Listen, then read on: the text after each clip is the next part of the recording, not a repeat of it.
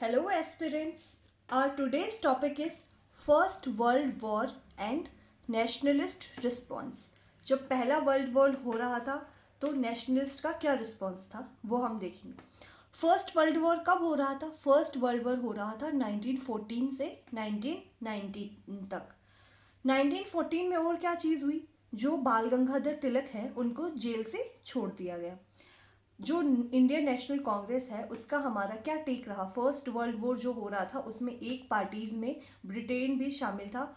तो जो Indian national Congress है वो क्या कर रही थी? फर्स्ट वर्ल्ड वॉर को सपोर्ट कर रही थी या नहीं? तो हम देखते हैं कि both moderates and extremist support the war. दोनों ही मॉडरेट और एक्सट्रीमिस्ट हैं वो वॉर को सपोर्ट कर रहे थे. दोनों के अपने अपने रीजंस थे. मॉडरेट सोच रहे थे कि अगर हम सपोर्ट करेंगे तो गवर्नमेंट हमारी बात सुनेगी. एक्सट्रीमिस्ट भी सोच रही थी कि अगर हम वर्ल्ड वॉर वन को सपोर्ट करते हैं, फर्स्ट वर्ल्ड वॉर था ये, अगर इसको सपोर्ट करते हैं तो गवर्नमेंट जो है वो भी हमारी डिमांड्स को फुलफिल करेगी और हमारी चीज़ों को सपोर्ट करेगी. इसके बाद में देखते हैं, इसके बाद में आता बनती है एक होम रूल लीग मूवमेंट. ठीक है, अब ये दो होम रूल लीग मूवमेंट चालू होते हैं. इसमें दो जो है वो ऑर्गेनाइजेशंस बनती है होम रूल लीग के नाम से. दोनों को कौन कौन लीड करता है वो हम देखते हैं. एक होम रूल लीग जो है उसके लीडर होते हैं बाल गंगाधर तिलक, और एक होम रूल लीग जो है उसकी जो लीडर होती है वो होती है एनी बीसेंट. ठीक है, जो बाल गंगाधर तिलक की होम रूल लीग है वो स्टार्ट होती है अप्रैल 1916 में. और ये कहाँ तक रहती है? ये महाराष्ट्र और महाराष्ट्र के कुछ आसपास के एरिया जैसे कर्नाटका हुआ वहाँ के एरिया तक लिमिटेड रहती है. जो एनी बीसेंट की होम रूल लीग है वो सेटअप हुई थी सितंबर 1916 में. ठीक है, बाकी के महाराष्ट्र और महाराष्ट्र के कुछ आसपास के एरिया में जो है वो तिलक की होम रूल लीग काम करती है. और उसके बचे हुए पार्ट में रेस्ट ऑफ इंडिया में जो है एनी बीसेंट की होम रूल लीग काम करती है. एनी बीसेंट का एक न्यूज़पेपर भी होता है इस वक्त तक. हर newspaper New India and Commonweal. इसके दो न्यूज़पेपर होते हैं जिनका नाम होता है, एक का होता है न्यू इंडिया और एक का नाम होता है कॉमन व्हील. अब हम देखते हैं कि होम रूल लीग जो है वो मूवमेंट कैसे स्टार्ट हुआ, ये ऑर्गेनाइजेशन कैसे सेटअप हुई. तो होम रूल लीग जो है वो इंस्पायर्ड है किसके through? By Irish home rule league. Irish में जो होम रूल लीग थी उससे इंस्पायर्ड हमारी इंडिया की होम रूल लीग थी. 1920 में क्या होता है? 1914 से 1919 तक हम देखते हैं कि जो फर्स्ट वर्ल्ड वॉर चलता है. फिर 1920 में क्या होता है? 1920 में क्या करते हैं? जो गांधी जी हैं वो होम रूल लीग की प्रेसिडेंटशिप को एक्सेप्ट कर लेते हैं और होम रूल लीग का नाम चेंज कर कर इसका नाम रख देते हैं स्वराज्य सभा. जो होम रूल लीग है उसके प्रेसिडेंट 1920 में गांधी जी को चुना जाता है और गांधी जी जो है इसका नाम चेंज करके रख देते हैं स्वराज्य सभा. हमने देखा कि होम रूल लीग जो ऑर्गेनाइजेशन या होम रूल लीग जो मूवमेंट है वो 1916 में ही शुरू होता है. 1916 में ही इंडियन नेशनल कांग्रेस का एक सेशन होता है. कहाँ? लखनऊ में. लखनऊ में ये सेशन होता है 1916 में, जिसको लखनऊ सेशन भी कहा जाता है. यहाँ क्या होता है? यहाँ रीयूनिफिकेशन ऑफ कांग्रेस. कांग्रेस में जो स्प्लिट आ गया था 1907 में, जिसमें मॉडरेट और एक्सट्रीमिस्ट में कांग्रेस बट गई थी, यहाँ पर जो कांग्रेस है वो वापस से रीयूनाइट हो जाती है. और इस सेशन के जो लखनऊ सेशन है इसके प्रेसिडेंट होती है अंबिका चारण मजुमदार. ठीक है, ये जो है ये इस सेशन की प्रेसिडेंट होती है. इसके बाद में आता है एक लखनऊ पैक्ट. ठीक है, लखनऊ पैक्ट जो है वो क्या होता है वो हम देखते हैं. लखनऊ पैक्ट होता क्या है और ये किन के बीच में होता है? लखनऊ पैक्ट जो है वो होता है कांग्रेस और मुस्लिम लीग के बीच में. ठीक है, अब क्या होता है ये लखनऊ पैक्ट? इसमें जो है मुस्लिम लीग है वो कांग्रेस को सपोर्ट करती है. लेकिन क्यों सपोर्ट करती है? वाई मुस्लिम लीग सपोर्ट कांग्रेस? कुछ तो रीज़न होंगे. ठीक है, तो इस वक्त क्या करती है जो मुस्लिम लीग है वो कांग्रेस को सपोर्ट करती है. उसके रीजंस हैं annulment of partition of Bengal in 1911. 1911 में क्या करती है ब्रिटिश सरकार ये करती है कि वो पार्टीशन ऑफ बंगाल जो है उसको रद्द करने के का अनाउंसमेंट कर देती है, जो कि मुस्लिम लीग को पसंद नहीं आता.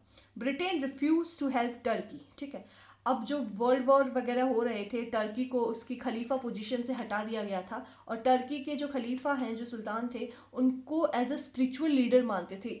ऑल वर्ल्ड के मुस्लिम जो उनको स्पिरिचुअल लीडर मानते थे. तो ब्रिटेन ने टर्की की हेल्प करने से मना कर दिया था. इस वजह से भी मुस्लिम लीग जो थी वो नाराज़ थी ब्रिटिशर्स से. British refusal to set up a university at Aligarh. अब ब्रिटिशर्स ने क्या किया था, अलीगढ़ में एक यूनिवर्सिटी इस्टेब्लिश करने से भी मुस्लिम लीग को मना कर दिया था। तो इन कारणों की वजह से जो मुस्लिम लीग थी वो ब्रिटिशर्स से नाराज थी और उन्होंने कांग्रेस को सपोर्ट किया।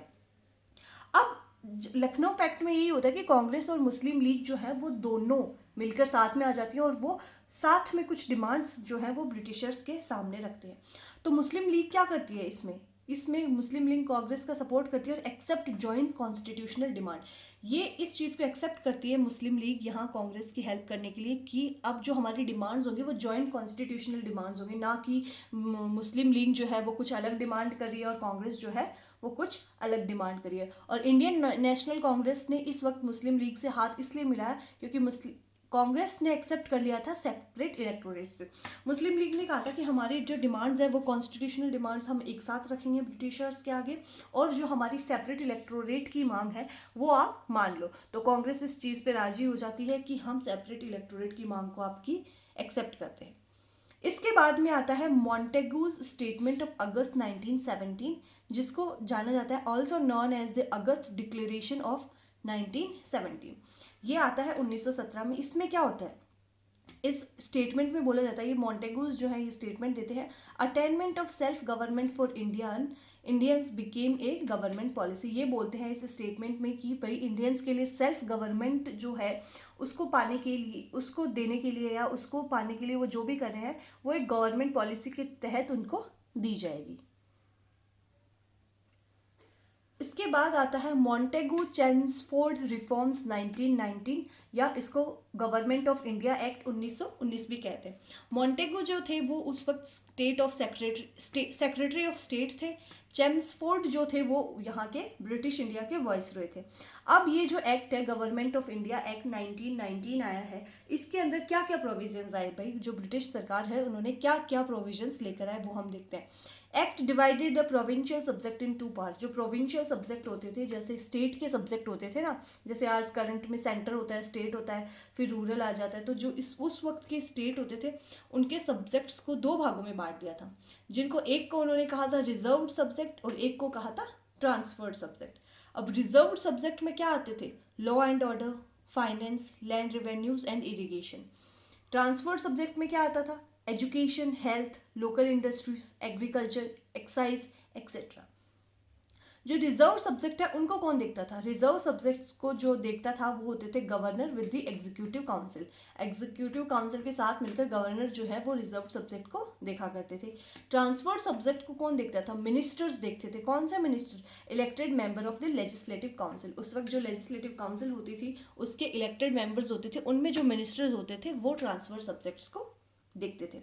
This dual scheme of governance is equalled dyarchy. ठीक है, ये डायरकी जो टर्म है ये फर्स्ट टाइम इंट्रोड्यूस किया गया था इस एक्ट के थ्रू, और ये जो डबल है रिजर्व सब्जेक्ट और ट्रांसफर्ड सब्जेक्ट के द्वारा एडमिनिस्ट्रेशन करने का जो स्कीम है इसी को ड्यूअल स्कीम ऑफ गवर्नेंस कहा गया है और इसी का नाम दिया गया है डायरकी।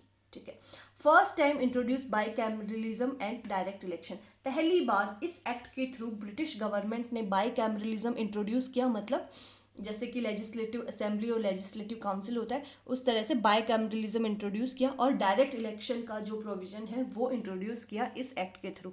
पिछले एक्ट में इन्होंने इलेक्शन तो इंट्रोड्यूस किया था बट नॉट डायरेक्ट इलेक्शन, वो था इनडायरेक्ट इलेक्शन। डायरेक्ट इलेक्शन जो है उन्होंने गवर्नमेंट ऑफ इंडिया एक्ट 1919 में इंट्रोड्यूस किया। इसी एक्ट में गवर्नमेंट ऑफ इंडिया एक्ट 1919 में इन्होंने क्या किया, एक्सटेंडेड कम्युनल रिप्रेजेंटेशन। इससे पहले एक्ट में इन्होंने क्या किया था, सिर्फ सेपरेट इलेक्टोरेट फॉर मुस्लिम्स के लिए दिया था, लेकिन इस एक्ट में इन्होंने क्या किया, separate electorates for Sikhs, Indian, Christian, Anglo Indians and Europeans, इन सभी के लिए भी सेपरेट इलेक्टोरेट दे दिया ताकि लोगों में आराम से जो है वो डिस्टेंस आ जाए, लोग आपस में लड़ते रहे। फ्रेंचाइजी तो दी थी वोट डालने की, लेकिन लिमिटेड फ्रेंचाइजी दी थी, सभी लोगों को फ्रेंचाइजी नहीं दी थी, लिमिटेड फ्रेंचाइजी दी थी। जैसे कि बहुत ही अमीर लोग हो गए, कोई वेल एजुकेटेड लोग हो गए, उन्हीं को फ्रेंचाइजी मिली थी। Separated first time provincial budget from the central budget. पहली बार इस एक्ट के थ्रू ब्रिटिश गवर्नमेंट ने क्या किया था, प्रोविंशियल और सेंट्रल बजट को एक दूसरे से सेपरेट किया था। जैसे सेंट्रल और स्टेट का बजट अलग अलग होता है आज के करंट टाइम पे, तो उस टाइम पे उन्होंने सेंट्रल बजट और प्रोविंशियल स्टेट को बोला जाता था उस वक्त, तो प्रोविंशियल और सेंट्रल बजट को अलग अलग सेपरेट कर दिया था। क्रिएटेड न्यू ऑफिस, एक नया ऑफिस क्रिएट किया गया, किसका, हाई कमीशन फॉर इंडिया, ठीक है, जो कि लंदन में किया गया। ये ऑफिस लंदन में क्रिएट किया गया, हाई कमिश्नर फॉर इंडिया, ठीक है। ये क्या काम करते थे, ये जो सेक्रेटरी ऑफ स्टेट है उन्हीं का कुछ फंक्शन, उन्हीं का कुछ काम जो होता था वो ये करते थे। First time women given right to vote, पहली बार इस एक्ट के थ्रू वुमेन्स को राइट टू वोट का अधिकार जो है वो दिया गया। Council of state only male members, ठीक है। अपर, आज के टाइम पे जैसे हमारे अपर हाउस है, लोअर हाउस है, वैसे ही उस वक्त भी होते थे। अपर हाउस होता था जिसको काउंसिल ऑफ स्टेट बोला जाता था, और एक होता था लोअर हाउस, ठीक है, जिसको लेजिस्लेटिव असेंबली बोला जाता था। अपर हाउस जो होता था काउंसिल ऑफ स्टेट, उसमें सिर्फ और सिर्फ मेल मेंबर्स होते थे, नो फीमेल पार्टिसिपेशन, ठीक है। उस वक्त तक कोई फीमेल पार्टिसिपेशन इंक्लूड नहीं था। ये हमने देख लिया है। अगर आपको मॉडर्न हिस्ट्री के और भी लेक्चर्स देखने हैं तो आप चैनल की प्लेलिस्ट में जाकर मॉडर्न हिस्ट्री के सारे लेक्चर्स देख सकते हैं। अगर आपको कंटेंट अच्छा लगा हो तो चैनल को सब्सक्राइब ज़रूर करें।